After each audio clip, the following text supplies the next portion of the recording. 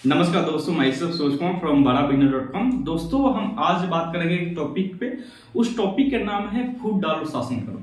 तो जब अंग्रेज हमारे देश में यानी कि भारत पर जब आक्रमण किया था और कब्जा किया था, उन्होंने एक रूल लागू किया था। उसका नाम था फूट डालो शासन करो। फूट डालो शासन करने का मतलब होता है किसी दो पार्टिकुलर पर्सन के बीच में झगड़ा कराकर उसका बेनिफिट उठाया जाए और उस पर राज किया जाए। उसको हम बोलते हैं फूट डालो शासन करो। उसी प्रकार हमारे देश में जब अंग्रेज सब आया तो बहुत ज्यादा इस फूट डालो शासन करके और लोगों को बर्बाद किया, देश को बर्बाद किया। उसके बाद जब जाने लगा तो उन्होंने कुछ चुनिंदे लोगों को अपना राजपाट सौंप दिया है। यानी कि आपने नाम सुना होगा टाटा, बिरला, अडानी, अंबानी। ये ऐसा नहीं कि उन्होंने नए नए कोई अमीर बन गया या बहुत सारे मेहनत किए थे उन्होंने अमीर बन गया, ऐसा कुछ नहीं है। इनके जो दादा परदादा थे उनका पार्टिकुलर जो अंग्रेज के साथ संबंध था, उसके साथ उठा बैठक करते थे, तो उसके बिहार पे इनको कुछ वहां पे मंत्रालय दे गए, जैसे खाद मंत्रालय हो गया, रेल मंत्रालय, कुछ अलग अलग स्टील फैक्ट्री वगैरह था, उनके हाथ हैंड ओवर कर दिया गया कि आज के बाद आप टर्नओवर आप कीजिएगा, उससे कुछ कमीशन मुझे दीजिएगा। उसके बेस पे जो नया राज आया उसमें जिसको आप जनरल कैटेगरी बोलते हैं यानी कि स्वर्णों का राज आया, उसमें क्या था कि एससी, एसटी और ओबीसी था।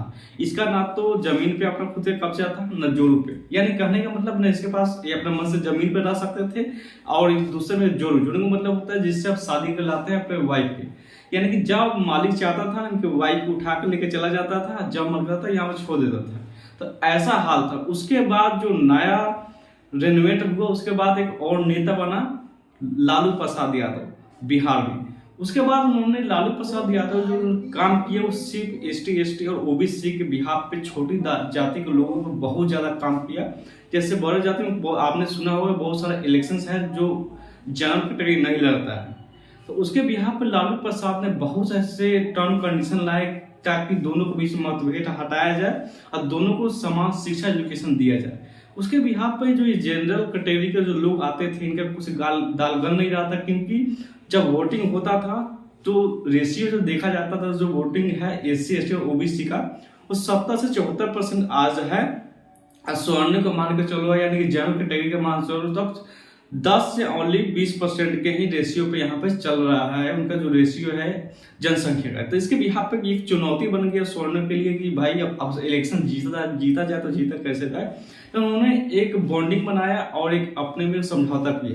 उन्होंने समझौता इसलिए किया क्योंकि अब जात पात के नाम पे तो अब जीता नहीं जा सकता है, तो कुछ अलग मुद्दा बनाया जाए। तो कुछ अलग मुद्दा बनाने का मतलब है एक डिस्कस निकल के निकाला कि सब कुछ को छोड़कर एक धर्म के नाम पे मुद्दा बनाया जाए। यानी कि सब कोई जात पात से उठकर एक अलग मुद्दा बनाने का मतलब है कि धर्म के नाम पे कोई आदमी बोलता नहीं है। धर्म पे जो भारत में है बहुत ज्यादा लोग विश्वास करते हैं, उसका ही फायदा उठाया गया स्वर्णों द्वारा और कुछ चुनिंदे लोगों द्वारा, जिसमें क्या हुआ धर्म के नाम पे बहुत ज्यादा प्रचार प्रसार किया गया है और उसके बाद में इलेक्शन जीता जा रहा है। अभी फिलहाल आप उदाहरण देख सकते हो तो बीजेपी की बहुत बढ़िया उदाहरण उन्होंने दिया है कि एक दूसरे में फूट डालो शासन करो। यानी कि जो आप सोच रहे हो कि अंग्रेजों ने फूट डालो शासन करो जो अपनाया था उसको बंद करके उन्होंने चला गया, नहीं, वो फूट डालो शासन करो आज भी हमारे बीच है। पहले तो सिर्फ देश के बीच में एक दूसरे से लड़वाया जाता था, अब घर घर में लड़वाया जा रहा है। यानी कि आप देखते हो पार्टिकुलर पर्सन कोई भाई भाई भी अपने खुद से लड़ रहा है,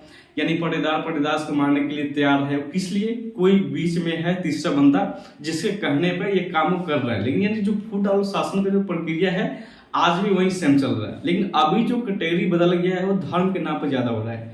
हिंदू मुस्लिम मानी जात जात के नाम पे एक दूसरे में लड़वाया जा रहा है और उसके बिहाफ पे इलेक्शन को जीता जा रहा है और उस पर राजपाट किया जा रहा है। बाकी आप लोग हम लोग जो है ऐसे ही एक दूसरे में लड़ रहे हैं और मर रहे हैं, बाकी दूसरे कोई किसी को फर्क नहीं पड़ रहा है। तो हम आपसे यही कहना चाह रहे हैं कि ये जो नेता लोग बैठे हुए हैं, धार्मिक ठेकेदार जो बैठा हुआ है, इनके बातों पर विश्वास ना करें, क्योंकि ये आप लोगों को लड़वा देता है और उसके बाद में एक ही फ्लाइट में सब धर्म गुरु मिलकर सब पार्टिकुलर पर्सन यानी जो नेता लोग होता है सब मिलकर एक साथ ही खाते हैं और आपको पाल बनाते हैं।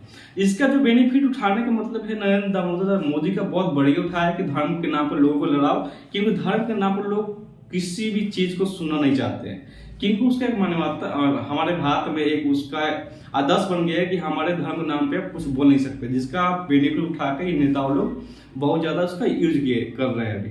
तो हम आपसे यही निष्कर्ष है कि आप किसी भी पार्टिकुलर पर्सन के बारे में ना सोचे और ना ही किसी धर्म के नाम पर लड़े। ये जो धर्म के ठेकेदार बैठे हुए हैं आपको सिर्फ लड़ाना जानता है, आप बीच में बैठकर वो आपका बेनिफिट उठाना जान रहे हैं, जिसका यूज तो नरेंद्र मोदी ने बहुत बढ़िया से किया है। और अभी आप देखते आ रहे हैं जितना भी चुनाव होते जा रहा है, जितने भी लोग अभी पर्टिकुलर जैसे किसी भी नेता का देख लो आप, जो अभी जीत रहा है सिर्फ धर्म के नाम पे जीत रहा है, चाहे वो मुसलमान हो या हिंदू के नाम पर धर्म हो, अलग अलग, लेकिन काम सबका एक ही है। जो ऊपर लेवल पे बैठा हुआ है सब अपने में दोस्त है, सिर्फ आपको लड़ाकर दुश्मन बना रहा है। बाकी बी किलर फूड। और जो ये वीडियो है ये फूड डालो शासन करो पे ही वीडियो था, यानी कि जो आज का प्रक्रिया है दोस्तों, आज भी ये फूड डालो शासन करो आपके बीच में लागू है।